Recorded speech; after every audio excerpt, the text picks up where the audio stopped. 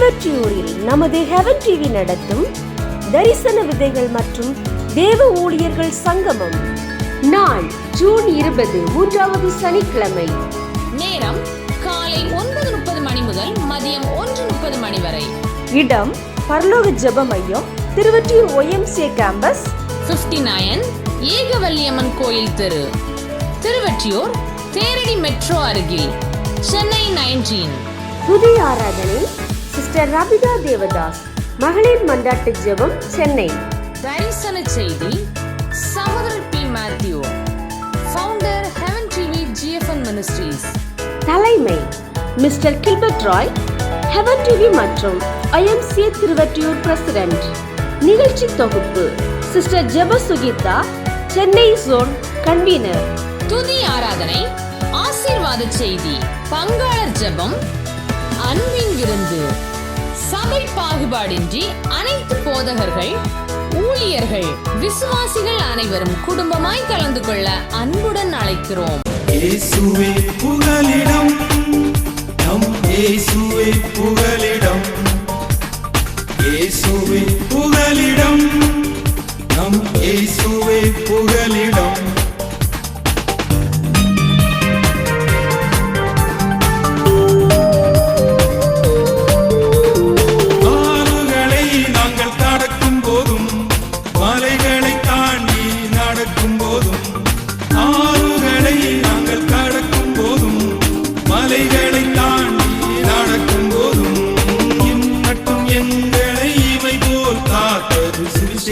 சொல்வதற்கு இயேசுவே புகலிடம், நம் இயேசுவே புகலிடம், இயேசுவே புகலிடம், நம் இயேசுவே புகலிடம்.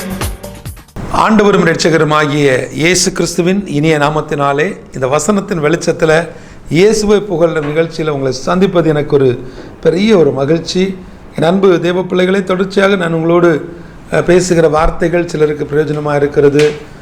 பார்க்கிற அநேகர் எந்த பதிலும் இல்லாமல் இருக்கிறீர்கள். ஆனாலும் கர்த்தர் உங்களோடு பேசட்டும். நிச்சயமாய் ஆண்டவர் இந்த ஊழியத்தில், தொலைக்காட்சி ஊழியத்தில், குறிப்பாக இந்த ஒளிபரப்பில் உங்களுடைய உதவிகளை எதிர்பார்க்கிறேன். குறிப்பாக நீங்கள் உங்களுடைய கருத்துக்களை தெரியப்படுத்த வேண்டும். இதனுடைய பிரயோஜனம் தெரியப்படும். ஏன்னா விருதாவான நிலத்தில் விதைச்சிடக்கூடாதுங்கிறதுக்காக நான் உங்களிடத்தில் கேட்கிறேன். தொடர்ந்து நீங்கள் ஜெபியுங்கள். இன்றைக்கு நான் உங்களோடு கூட பேசுகிற வார்த்தைகளும் உங்களுடைய அந்த உள்ளான அனுபவங்களில் ஒரு பெரிய மாற்றத்தை கொண்டு வரும் என்பதில் எந்த சந்தேகமும் இல்லை. என் அன்பு தேவ பிள்ளைகள், நீங்கள் மனதார கொடுக்கிற காணிக்கைகள் நல்ல நிலமாகிய நேபாளத்தில் விதைக்கப்பட்டு வருகிறது. குறிப்பாக நான் உங்களுக்கு அடிக்கடி சொல்லுகிறேன், நீங்கள் இந்த ஊழியத்தை பற்றி தெரிந்து கொள்ள வேண்டுமானால் முதலாவது ஜெபியுங்கள். ரெண்டாவதாக பரிசுத்த ஆவியானுடைய ஒத்தாசையோடு கூட இந்த ஊழியத்தினுடைய காரியங்களை அறிந்து கொள்ளுங்கள். வாட்ஸ்அப் மூலமாக என்னோடு பேசுங்கள். வாட்ஸ்அப் மூலமாக நீங்கள் எங்களை தொடர்பு கொண்டு எங்களுடைய ஊழியத்தினுடைய காரியங்களை பெற்றுக்கொள்ளுங்கள். மூன்றாவதாக நீங்கள் உங்களுடைய கரங்களை திறந்து, மனங்களை திறந்து நல்ல நிலத்தில் நீங்கள் விதைக்கும் பொழுது அது விளைச்சலை கொடுக்கும். இந்த வருடத்தில் நிச்சயமாய் கர்த்தர் அந்த விளைச்சலை தருவாராக. இன்றைக்கு நான் உங்களோடு கூட அனுகூலமான துணை என்ற தலைப்பில் ஒரு சில வார்த்தைகளை ஒரு அன்பின் பகிர்வாக வைக்க வாஞ்சிக்கிறேன். உண்மையாக இந்த வார்த்தையை கேட்கிற நீங்கள் கர்த்தருக்குள் மிகவும் சிறந்தவர்கள். நீங்கள் கர்த்தரால் ஆசீர்வதிக்கப்பட்டவர்கள், கர்த்தரால் கவனிக்கப்படுவீர்கள். இந்த வார்த்தைகள் உங்களை உற்சாகப்படுத்துவதற்காக, இந்த வார்த்தைகள் உங்களுக்குள் இருக்கக்கூடிய தீர்க்கமான நம்பிக்கையை தீர்க்க தரிசனமாக மாற்ற இருக்கிறது. விசுவாசமாய் நீங்கள் இந்த வார்த்தைகளை கேளுங்கள். சங்கீதம் 46 அதில் உள்ள 1வது வசனம், தேவன் நமக்கு அடைக்கலமும் பெலனும், ஆபத்து காலத்தில் அனுகூலமான துணையுமானவர். அனுகூலமான துணை எப்போது நம்மோடு கூட இருக்கும்? நம்முடைய ஆபத்து நாட்களில் நம்மோடு கூட இருப்பவர் நம் தேவன். ஆபத்தில் நம்மை விட்டு எல்லா மனிதர்களும் ஓடுவார்கள். ஆபத்தில் நம்மை விட்டு எல்லா சொந்தங்களும் ஓடுவார்கள். ஆபத்து நாட்களில் நாம் நம்பி இருக்கும் பலர் நம்மை விட்டு ஓடுவார்கள்.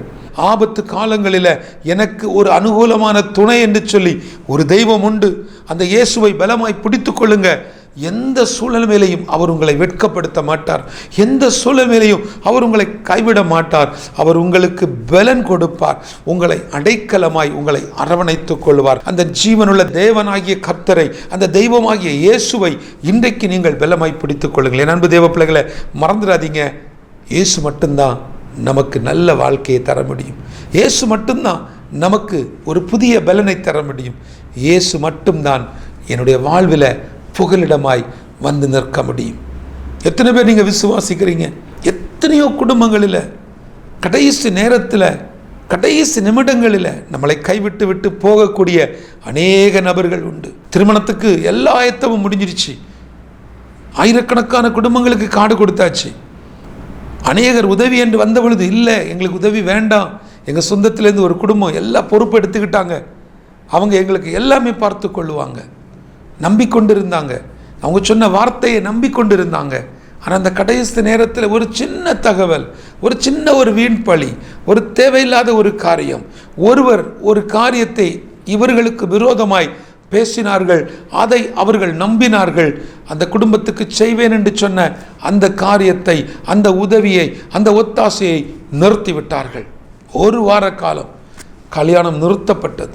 இன்னைக்கு அந்த சாட்சி நான் உங்களுக்கு சொல்லுகிற அந்த சாட்சி ஒருவேளை அந்த குடும்பம் கேட்டுக்கொண்டிருக்கலாம். அவர்களுடைய திருமணம் அதன் பிறகு நடந்தது. எப்படி நடந்தது? ஒரு ரெஜிஸ்டர் மேரேஜாக தான் எடுக்க முடிந்தது. அந்த திருமணம் செய்ய முடியவில்லை. அந்த குறிப்பிட்ட மணமனுடைய வீட்டார் குறிப்பிட்ட அந்த தொகை வருகிற வரைக்கும் நாங்கள் வரமாட்டோம் என்று சொல்லி அந்த திருமணம் நிறுத்தப்பட்டது. அந்த பிள்ளைக்கு இன்னொரு ஊரோடு கூட ஒரு ரெஜிஸ்டர் கல்யாணமாக செய்தார்கள். சந்தோஷமாய் வாழ்ந்து கொண்டிருக்கிறார்கள். ஆனாலும் உங்களுக்கு சொல்லுகிறேன், நாசியில் சுவாசமுள்ள ஒவ்வொரு மனிதனுக்குள்ளேயும் சொன்ன வார்த்தையை நிறைவேற்ற முடியாமல் போகக்கூடிய சூழ்நிலைகள் உண்டு. இந்த ஊழியத்தின் பாதையில் இந்த 17 வருடங்களில் பல அனுபவங்களை நான் பார்த்திருக்கிறேன். நம்மள்ட்ட வாக்கு கொடுப்பாங்க, அவர்களுடைய தேவை நடப்பதற்காக, அவர்களுடைய காரியம் நடப்பதற்காக நம்மிடத்தில் வாக்கு சொல்லுவார்கள், நம்மிடத்தில் பொருத்தனையாக சொல்லுவார்கள். நான் ஒரு மிஷினரிக்காக இந்த காரியத்தை செய்வேன், நான் ஒரு சபை கட்டுமானத்துக்காக நான் இதை செய்வேன் என்று சொல்லி. ஆனால் பொருத்தனை தேவனிடத்தில் எடுத்தவர்கள் அதை செய்து முடிப்பார்கள். ஆனால் பொருத்தனையை ஒரு மனிதனிடத்தில் எடுத்தவர்கள் அல்லது தன் வீட்டுக்கு வரக்கூடிய ஒரு ப்ரொமோஷனல் ஒர்க்கரை திருப்திப்படுத்துவதற்காக, ஒரு ஏரியா கோஆர்டினேட்டரை திருப்திப்படுத்துவதற்காக ஒரு மனிதன் பொருத்தனை எடுத்திருந்தால், அல்லது ஏதோ ஒரு கூட்டத்தில் எல்லாரும் பார்க்க வேண்டும் என்று சொல்லி எல்லோருக்கும் முன்பதாக கைகளை தூக்குவதற்கும் அந்த குறிப்பிட்ட தேவ மனிதனிடத்தில், அந்த குறிப்பிட்ட பிரபலமான தேவ மனிதனிடத்தில் கொண்டு போய் என்னுடைய விண்ணப்பத்தை கொடுக்க வேண்டும் என்று சொல்லி பெயர் புகழுக்காக எழுதி கொடுத்தவர்கள், பொருத்தனை செய்தவர்கள், வாக்கு கொடுத்தவர்கள், மனுஷனுக்கு முன்பதாக அப்படிப்பட்ட வார்த்தையை கொடுத்தவர்கள் ஒரு சில மாதங்களில் தாங்கள் கொடுத்த வார்த்தையை நிறைவேற்ற முடியாமல், மனுஷனிடத்தில் சொன்ன பொருத்தனை அவர்களால் நிறைவேற்ற முடியாது. ஆனால் தேவனிடத்தில் பொருத்தனை எடுத்தவர்கள் இன்றைக்கும் நெருக்கத்திலையும் கஷ்டத்திலையும் கொரோனாவிலையும் ஒன்றுமில்லாமல் தனிமையாய் ஆக்கப்பட்ட பொழுதிலையும் எல்லாவற்றை இழந்த பொழுதிலையும், ஐயோ நான் உதவி செய்ய வேண்டிய அந்த மிஷினரி என்ன ஆவார்களோ, ஐயோ நான் இதை கொடுக்கவில்லை என்று சொன்னால் அந்த மிஷினருடைய குடும்பம் பட்டினியாக இருக்குமே என்று சொல்லி தவித்தவர்கள் உண்டு. நான் இந்த பணத்தை கொடுத்து முடிக்காத பட்சத்தில் அவர்களால் இந்த சபையை கட்டி முடிக்க முடியாது. ரட்சிக்கப்பட்ட ஜனங்கள் அந்த இடத்துல வந்து முழங்கால் படியிடும் பொழுது அந்த ஒரு சதுர அடி என்னுடைய பங்கு என்று சொல்லி உணர்வோடு உயிர்மீட்சியோடு உதவி செய்யக்கூடியவர்கள் தேவனிடத்தில் பொருத்தனை எடுத்தவர்கள். நீங்கள் யாரிடத்தில் பொருத்தனை எடுத்தீர்கள்? உங்கள் பொருத்தனை எப்படிப்பட்டதாக இருந்தது? நீங்கள் பொருத்தனை எதற்காக எடுத்தீர்கள்? கொஞ்சம் நீங்கள் யோசித்து பாருங்கள். என் அன்பு தேவ பிள்ளைகளே, அனுகூலமான துணை என்பது உங்களுடைய ஆபத்து காலத்தில் உங்களோடு நிற்பவர்கள். அனுகூலமான துணை என்பவர்கள் சாதாரணமான பங்காளர்கள் அல்ல, அவர்கள் பரலோக பங்காளர்கள். அவர்களுக்கு பரலோக தரிசனம் இருக்கும், அவர்களுக்கு பரம தரிசனம் இருக்கும், அவர்களுக்குள்ள நித்தியத்தை குறித்த ஒரு நம்பிக்கை இருக்கும். எல்லாவற்றுக்கு மேலே அநேக தேவ மனிதர்கள் தங்கள் சபையிலிருந்து தங்கள் சபை மூலமாக மிஷினரிகளுக்கு உதவி செய்வார்கள், கிராமங்களுக்கு உதவி செய்வார்கள், தொலைக்காட்சி ஊழியங்களுக்கு உதவி செய்வார்கள். அவர்கள் ஏன் உதவி செய்கிறார்கள்? அவர்கள் ஏன் உதவி செய்ய வேண்டும்? அவர்களே கிடைக்கிறதை வைத்து தங்களுடைய சபையை இன்னும் டெவலப் பண்ணிவிட்டு நிறைய மாடிகள் கட்டி நிறைய சபைகளை கட்டி கொடுத்து அவர்களே சில காரியங்களை செய்யலாமே. ஏன் அவர்கள் விதைக்கிறார்கள்? ஏன் அவர்கள் கொடுக்கிறார்கள்? ஏன் அவர்கள் அந்த எடுத்த வார்த்தையை சரியாக செய்து முடிக்கிறார்கள் என்று சொன்னால் அவர்கள் தேவனிடத்தில் பொருத்தனை கொடுத்தார்கள். அவர்கள் மனிதர்களை பார்க்க மாட்டார்கள். தங்களுடைய காதுகளுக்கு வரக்கூடிய தவறான செய்திகளை உள்ளே கொண்டு போக மாட்டார்கள். காரணம், அவர்களுடைய இருதயத்துக்குள் ஆவியானவர் நிறைந்து இருக்கிறார். அவர்களுக்குள் அபிஷேகம் இருக்கிறது. அவர்கள் தேவனாலே நிரப்பப்பட்டவர்கள், தேவனாலே தெரிந்தெடுக்கப்பட்டவர்கள், தேவனுடைய ஸ்தானாதிபதி. அவர்களினாலே யாரோ ஒருவர் சொல்லக்கூடிய வார்த்தைகளை உள்ளே கொண்டு போக முடியாது. அதையும் மீறி சில காரியங்கள் உள்ளே போனாலும் அந்த காரியத்துக்காக ஜெபித்து விட்டு தாங்கள் தேவனுக்கு கொடுத்த வார்த்தைகளில உண்மையாயிருப்பார்கள். என் அன்பு தேவ பிள்ளைகளை, சங்கீதம் 40:10 சொல்லுகிறது, நீங்கள் அமர்ந்திருந்து நானே தேவன் என்று அறிந்து கொள்ளுங்கள். நீங்கள் அமர்ந்திருக்கணும். தேவன் யார் என்பதை நீங்கள் அமர்ந்திருந்து அவர்தான் உண்மையான தெய்வம் என்பதை, அவர்தான் நமது குல தெய்வம் என்பதை நீங்கள் உணர்ந்து கொள்ள வேண்டும். அப்படி உணர்ந்து கொள்வர்களுக்கு தான் அனுகூலமான துணையாக அவர் நிற்க முடியும். அப்படி வரக்கூடியவர்கள், அப்படி இருக்கக்கூடியவர்கள், அப்படி நினைக்கக்கூடியவர்கள், அப்படி செயல்படக்கூடியவர்களுடைய வாழ்வில் அவர் அனுகூலமான துணையாக எப்போதும் இருப்பார். ஒரு சம்பவம் ஞாபகத்துக்கு வருது. படித்த ஒரு கதை. ஒரு அருமையான தாய் தன்னுடைய வாழ்வில் தேவனுடைய பிள்ளையாக, நல்ல ஒரு விசுவாசியாக ஒரு பரிசுத்த ஜீவிதத்தை செய்து வந்தார்கள். எதிர்பாராத சூழ்நிலைமையில் அவர்களுடைய கணவர் மரித்து போனார். அவருடைய கணவர் மரித்து போன பொழுது இந்த சகோதரிக்கு அடுத்தது என்ன செய்ய வேண்டும் என்று தெரியவில்லை. எப்படி ரேஷன் கடைக்கு போகணும், எப்படி பேங்குக்கு போகணும், எப்படி பஸ்ஸில் ஏறணும், ட்ரெயினில் எப்படி டிக்கெட் எடுக்கணும், ஒன்றுமே தெரியாது. திடீரென கணவர் மரித்து போனார். அடுத்த நிலை என்ன செய்யணும் ஒன்றும் தெரியாமல் தவித்து கொண்டிருக்கிறார்கள். இன்றைக்கும் ஒருவேளை அப்படிப்பட்ட தவித்து கொள்ளக்கூடிய சூழல் நீங்கள் இருக்கிறீர்கள் என்று சொன்னால், இந்த உலகத்தில் மனிதனாய் பிறந்த, இந்த உலகத்தில் வாழ்ந்து கொண்டிருக்கக்கூடிய ஒவ்வொரு மனிதனுக்கும் போராட்டத்தின் முடிவு ஒரு நாள் உண்டு. அது நல்ல போராட்டமாக இருந்தாலும், எப்படிப்பட்ட போராட்டமாக இருந்தாலும் அவர்களுக்கான ஒரு முடிவு நாள் உண்டு, இறுதி நாள் உண்டு. நம்முடைய நம்பிக்கை, இந்த ஓட்டம் முடிந்தாலும் நித்தியத்தில் ஓட்டம் உண்டு, நமக்காக ஒரு தேசம் உண்டு. அது நம்முடைய நம்பிக்கை, நம்முடைய விசுவாசம். அதே நேரத்தில் என் அன்பு தேவ பிள்ளைகள், அந்த சகோதரி ஒரு மாதிரி கண்ணை கட்டி காட்டில் விட்டது மாதிரி உடைந்து போனாங்க. இனி நான் எப்படி கடைக்கு போவேன், இனி நான் என்ன செய்ய முடியும், அரிசி எங்கே போய் வாங்கணும் தெரியாது. அதே போல் இன்றைக்கு நிறைய சகோதரிகள் இருக்கிறீங்க. என்ன கேட்டாலும் எல்லாம் அவர் பார்த்து கொள்வார், வீட்டுக்காரர் எல்லாம் பார்த்து கொள்வார்.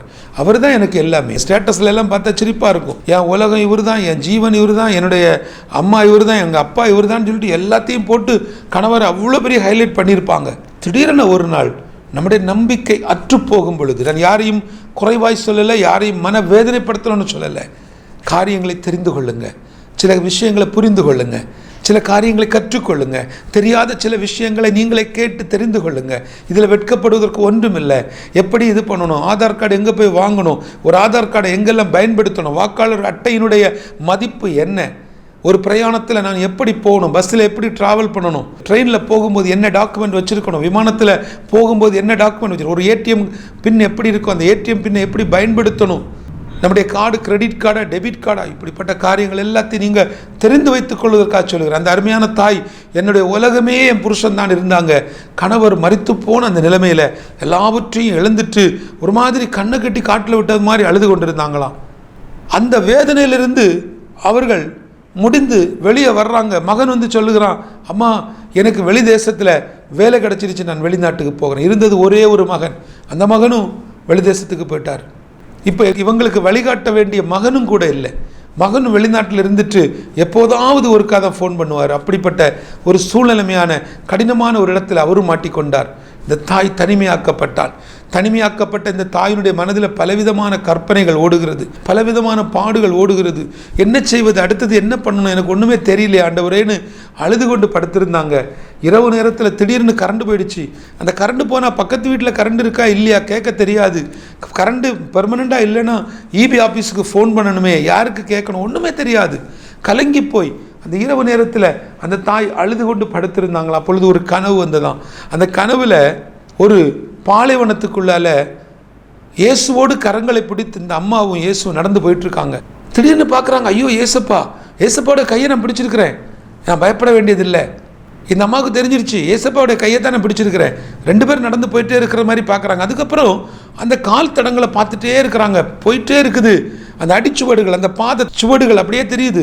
அந்த அடிச்சுவடுகளை பார்த்துட்டே போகும்போது திடீர்னு சில இடங்கள் எல்லாம் சிக்னல் கட் ஆகிறது மாதிரி ஒத்த கால் தடம் இருக்குது, ஒரே ஒரு தடம் தான் இருக்குது. யோசித்து பாருங்க, இந்த அம்மாவுடைய இருதயம் உடஞ்சி போச்சு தான்.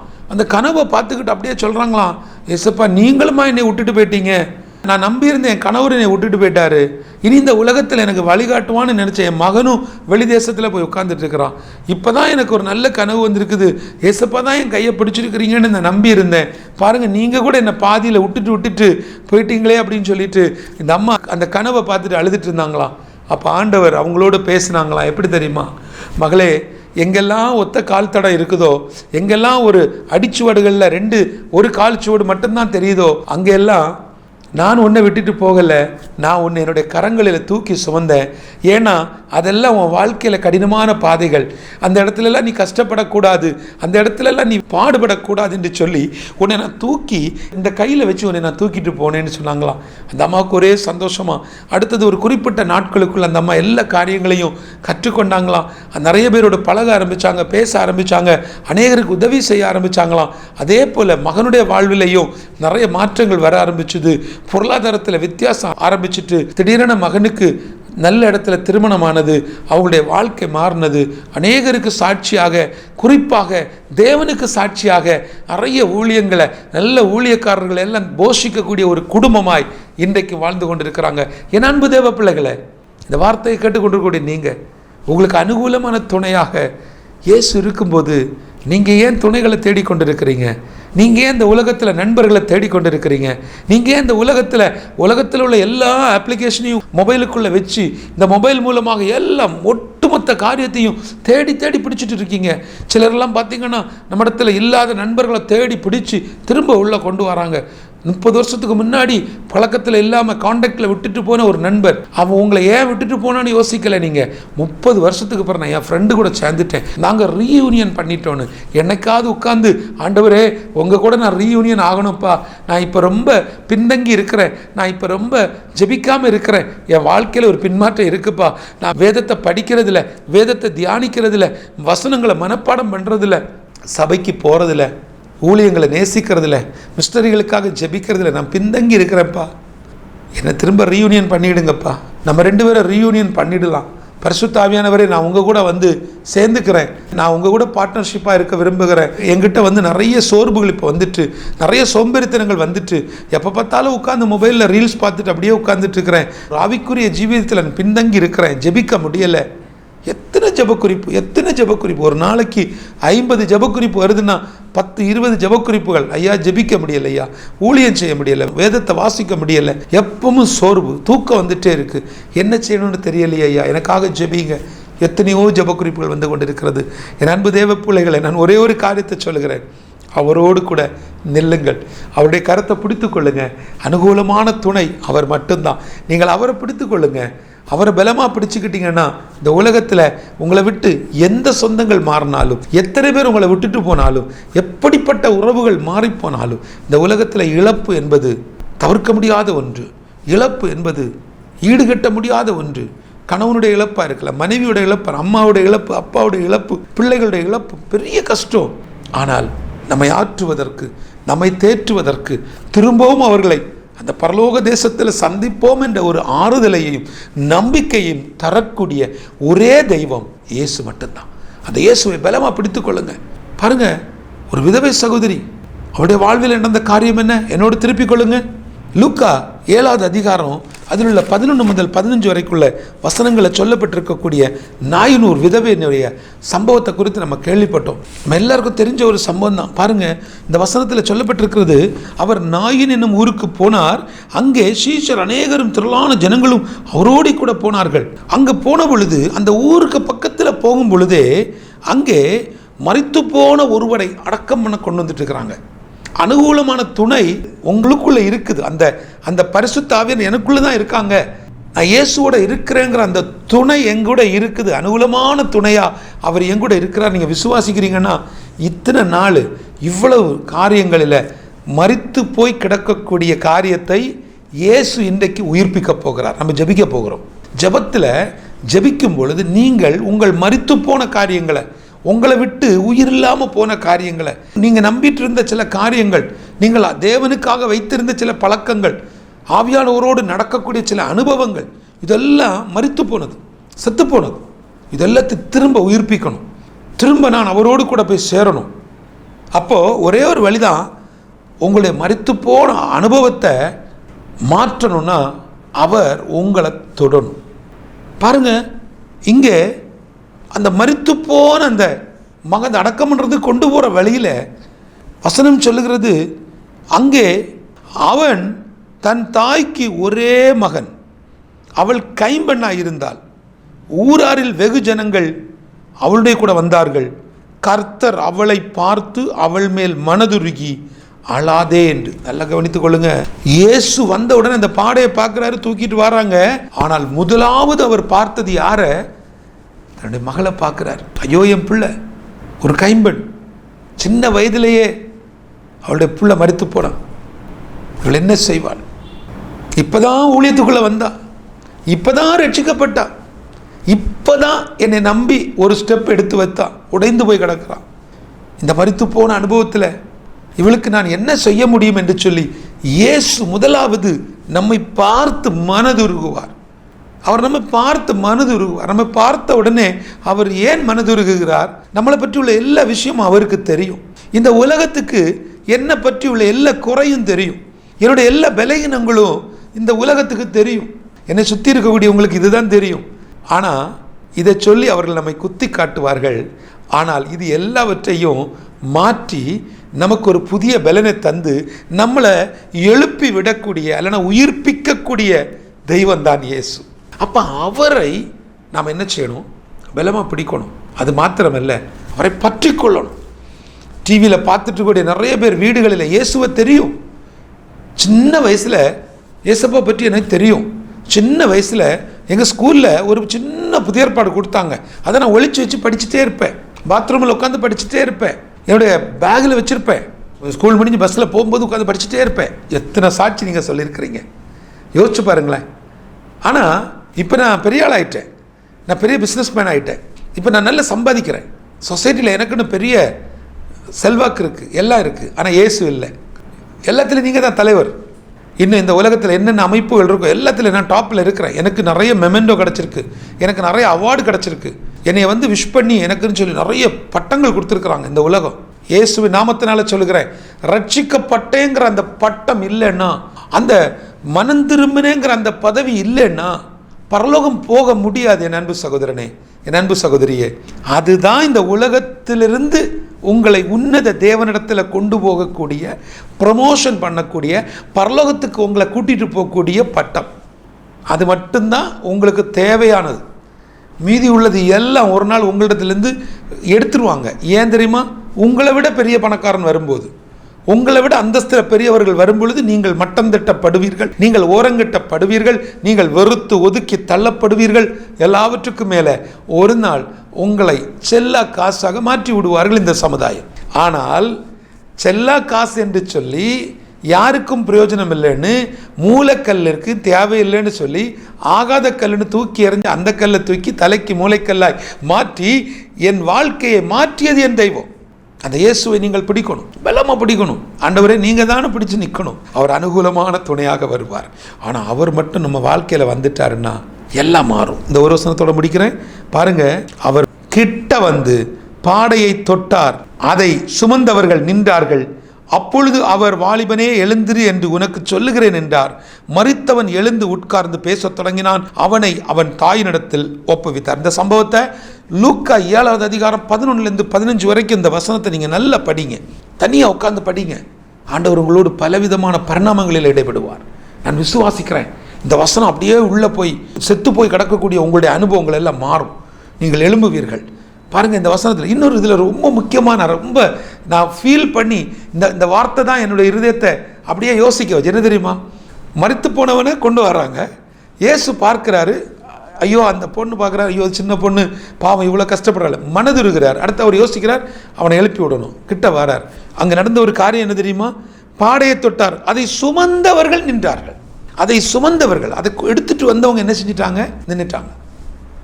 இயேசுவின் நாமத்தினாலே சொல்லுகிறேன், அதை சுமந்தவர்கள் நிற்காம, இயேசுவை பற்றி தெரியாம, ஐயா ஏற்கனவே நாங்கள் எல்லாம் முடிச்சிட்டோம், இவரை வாழ்த்தி பேச வேண்டியவங்கெல்லாம் பேசிட்டாங்க, இரங்கல் சொல்ல வேண்டியவங்க சொல்லிட்டாங்க, இவர் தான் நல்லவர் வல்லவர்னு பேச வேண்டியவங்க எல்லாம் பேசி முடிச்சுட்டாங்க, இப்போ தான் எல்லாரும் வந்துட்டு போயிருக்காங்க, நாங்கள் பெட்டியை மூடிட்டோம், எங்கள் முறைப்படி நாங்கள் திறக்க மாட்டோம், பாடையை நீங்கள் தொடக்கூடாது, இது எங்களுடைய வேலை, இனி கொண்டு போய் அடக்கம் பண்ணதே. இந்த உலகம் உங்களை அடக்கம் பண்ணுவதுக்கு தேடிக்கிட்டே இருக்கும், உங்களை புதைக்கிறதுக்கு தேடிக்கொண்டே இருப்பாங்க. ஒரு கூட்டம் உங்கள் கூட ரெடியாக இருப்பாங்க.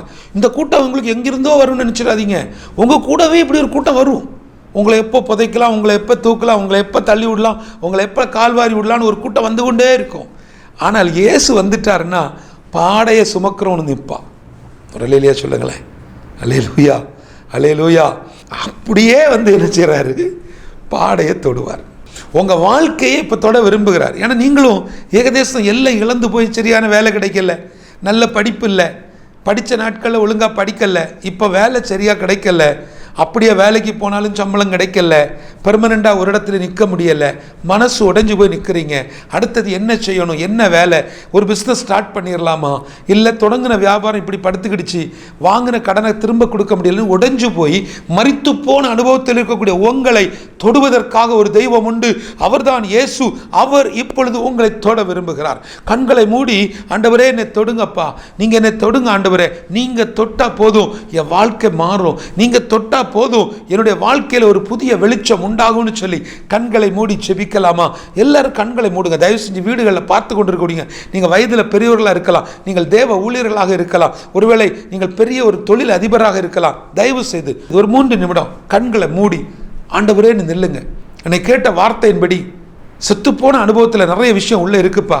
என் கணவர்கிட்ட சொல்ல முடியல, என் மனைவிடத்தில் ஷேர் பண்ண முடியலை, என் பிள்ளைகள்கிட்ட சொன்னால் அவங்க ரொம்ப வருத்தப்படுவாங்க, எங்கள் அம்மா அப்பாட்ட சொன்னால் ரொம்ப ஃபீல் பண்ணுவாங்கன்னு சொத்து போன சில அனுபவங்கள் உள்ளே இருக்குது. ஏசப்பாட்ட சொல்லுங்கள், கண்களை மூடுங்க. கிருபையும் இரக்கமும் நிறைந்தவரே, பரிசுத்தமுள்ள எங்கள் நல்ல தெய்வமே, உமக்கு நன்றி செலுத்துகிறேன். என்னோடு கூட அந்த ஜெபித்து கொண்டு கூடிய என் அன்பு பிள்ளைகளுக்காக ஜெபிக்கிறேன், என் அன்பு சகோதர சகோதரிகளுக்காக ஜெபிக்கிறேன், என் அருமையான அண்ணன் தம்பிகளுக்காக ஜெபிக்கிறேன் ஆண்டவரே, அருமையான அக்கா தங்கச்சிக்காக ஜெபிக்கிறேன், அருமையான அப்பா அம்மாவுக்காக ஜெபிக்கிறேன்ப்பா. அந்த பிள்ளைகள் ஒரு பெரிய நம்பிக்கையோடு இந்த வார்த்தையை கேட்டுக்கொண்டு இருக்கிறாங்க, இந்த வசனத்துக்கு வெளிச்சத்துக்குள்ளே வந்திருக்கிறாங்கப்பா. நீங்கள் தான் புகலிடம் என்பதை நாங்கள் இங்கே போதிச்சிருக்கிறோம்.